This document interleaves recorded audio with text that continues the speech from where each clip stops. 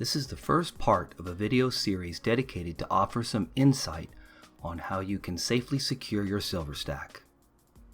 The goal is to present enough information for you to be able to make an informed decision and feel comfortable that you are choosing the right safe for your silver bullion storage needs. We are going to start with the 3 cardinal rules for keeping your silver safe.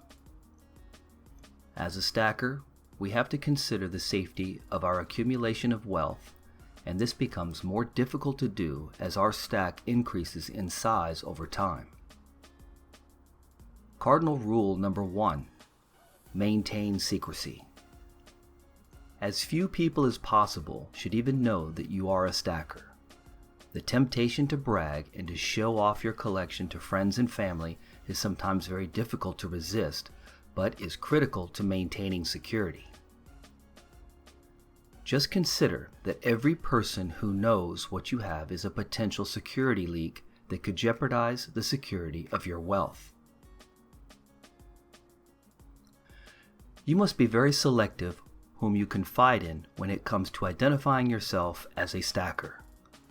Even if they don't know where you keep your stack, just knowing that you have that kind of wealth might be an incentive for them to try to find out. As a stacker, you know what not to say because you will always be on guard to conceal your wealth, but family and friends may unintentionally not be so vigilant. So for those who do know you are a stacker, certainly should not know where you keep it. There should, however, be someone else whom you can trust who will know the location and might even need to have access to it in the event that you are geographically unable to retrieve it for yourself, or in the event that you become ill and are physically unable to collect it, or, worst case scenario, if you die, because you wouldn't want your silver to be lost forever. This is also a good idea in the event that you feel that the location has been compromised, so that your trusted counterpart can relocate your wealth to an already agreed upon secure alternate location. Cardinal rule number 2. Once your stack gets big enough, separate it into sections and locate those sections in different secure locations. This way, if one location along with one portion of your stack is compromised, you don't lose everything. Separate locations could mean something as simple as different places in your home or different locations in a local community, possibly with another family member or friend you really trust. It could mean storing your wealth in another state where a trusted family member or counterpart is located. Or if possible, keep a portion of your wealth outside of the country you live in. This might be a difficult option for most, but having some wealth out of the country may prevent the confiscation of your wealth while traveling, or allow you to retain some of your wealth in the event that you have to leave the rest behind, or for whatever reason, you have to depart the country in a hurry and are unable to arrange immediate transport of your wealth. Hopefully, you will have a trusted partner whom you have pre-arranged for the transport of your wealth under emergency conditions when needed. Just a note here, you should never put your wealth in a bank vault or a safe deposit box.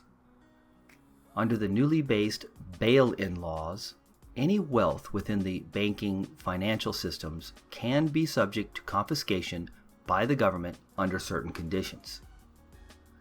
Cardinal rule number 3, provide physical security for your wealth.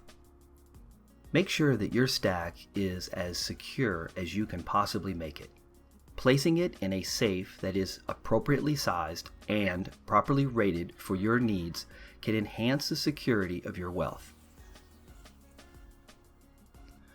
Make sure that your bullion is stored in containers that are in an environment which reduces moisture and protects it from scratches nicks, and abrasions while being stored. If warranted, an alarm system at the location of your storage sites could greatly deter the likelihood of theft. And lastly, if necessary, be properly trained, equipped, and prepared to physically protect your wealth personally, whatever that means to you.